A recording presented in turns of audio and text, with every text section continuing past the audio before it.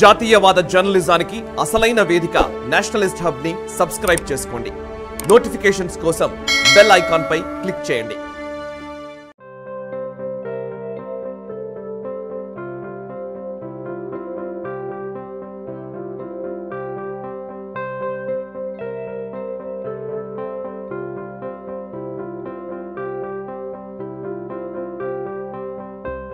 నమస్తే పద్మనాభాయ, నమస్తే హృత్పద్మవాసినే, పద్మాసనస్థ దేవాయ శివానందాయతే నమః.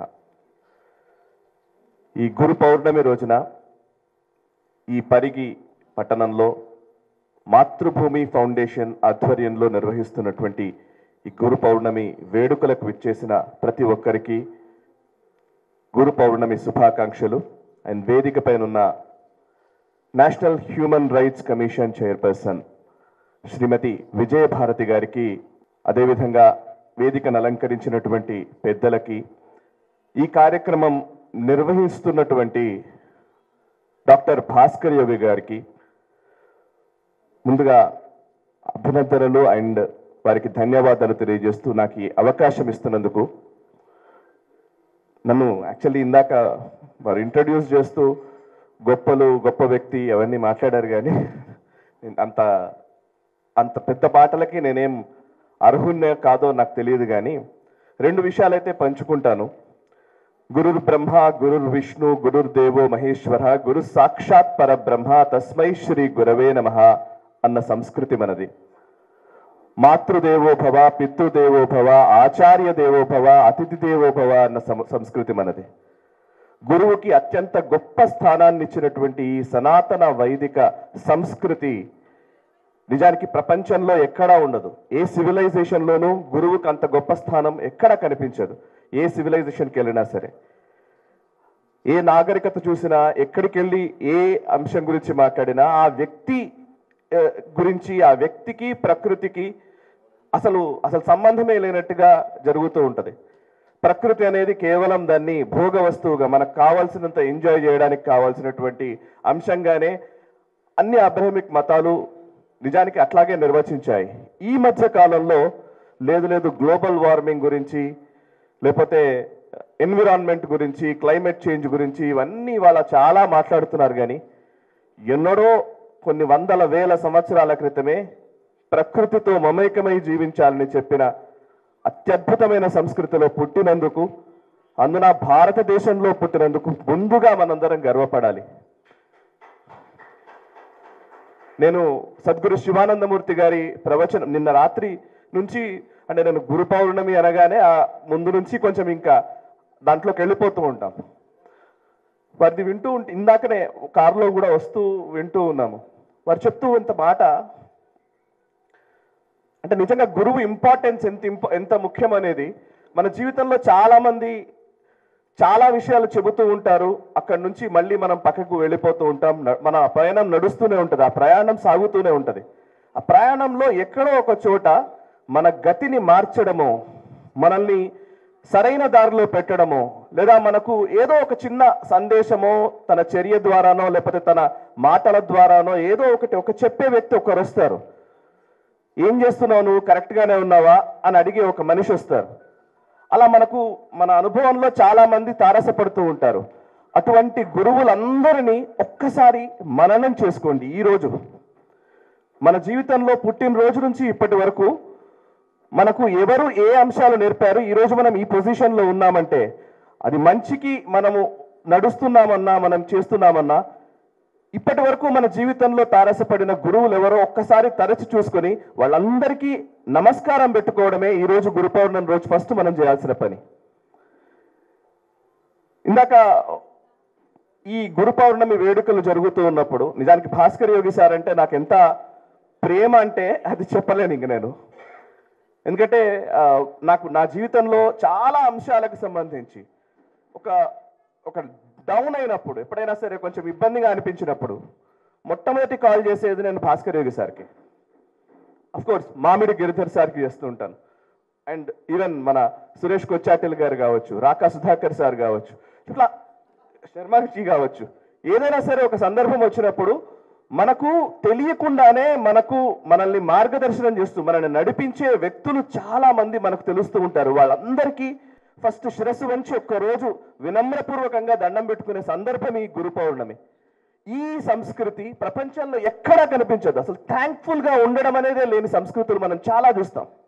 ప్రతిదీ ఒక పండగగా భావించే ఒక అద్భుతమైన సంస్కృతిలో మనం ఉండి ఈ మధ్య కాలంలో ఈ ఇంటర్నేషనల్ స్కూల్స్లో వాటిల్లో వీటిల్లో గురువు అంటే కేవలం డబ్బు తీసుకునే జీతగాడిగా చూస్తున్నటువంటి సంస్కృతి ఈ మధ్య కాలంలో వచ్చింది. ఎంత దారుణం అంటే, మా పిల్లోడి మీద చేయేస్తావా, వాడిని తిడతావా అని చెప్పి తల్లిదండ్రులే పోయి గొడవ పెట్టుకుంటున్న సందర్భాలు అనేకం. అంటే వాడు ఏమైపోయినా పర్వాలేదు, నువ్వెవరు అనడానికి అంటున్నటువంటి సంస్కృతిలోకి మనం వెళుతున్నాం. సో ప్లీజ్, మనం ప్రైవేట్ స్కూళ్ళలో జాయిన్ చేసినా ఇంకొక చేసినా ఎక్కడ తీసుకెళ్ళినా కానీ ఆ విష సంస్కృతి వైపు మాత్రం మన పిల్లల్ని తీసుకెళ్ళకండి. అంతవరకు నేను చెప్పగలను. ఎందుకంటే మనకు తెలియకుండానే మనము ఆ పాశ్చాత్య సంస్కృతి భావనలో పడిపోయి అదేదో ఒక మనిషి ఇంకొక మనిషి తిట్టడమే తప్పు, హక్కుల సంస్కృతిలోకి మనం వెళుతున్న సందర్భాలు వస్తూ ఉన్నాయి.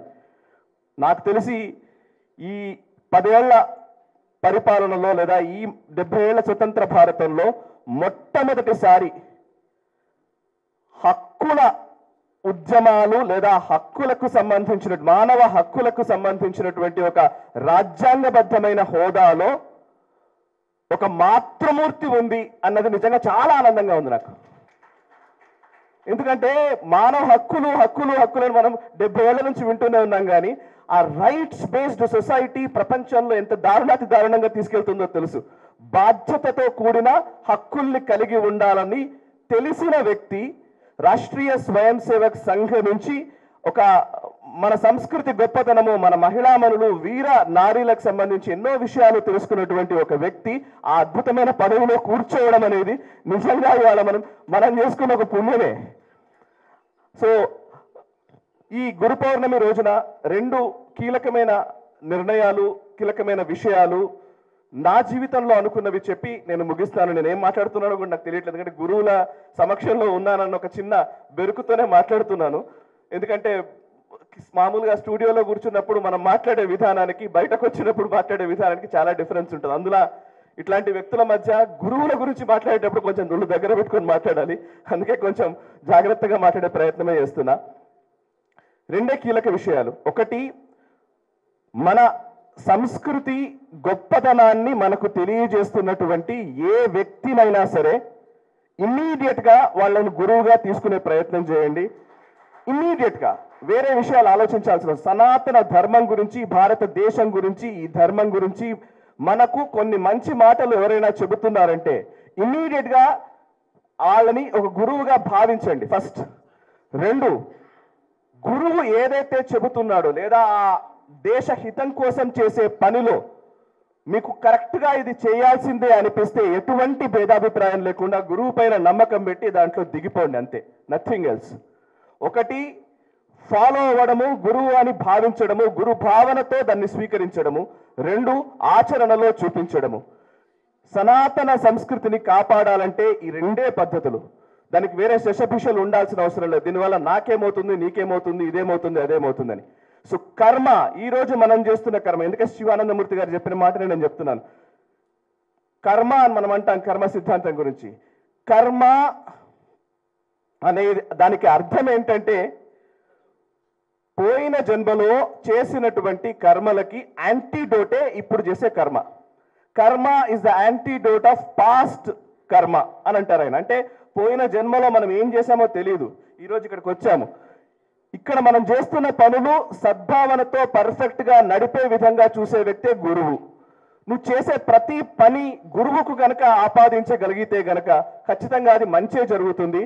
ఆ వ్యాస భగవానుడు అదే అనేక సందర్భాల్లో చేశారు, అండ్ శ్రీకృష్ణ పరమాత్మ అదే చేశారు.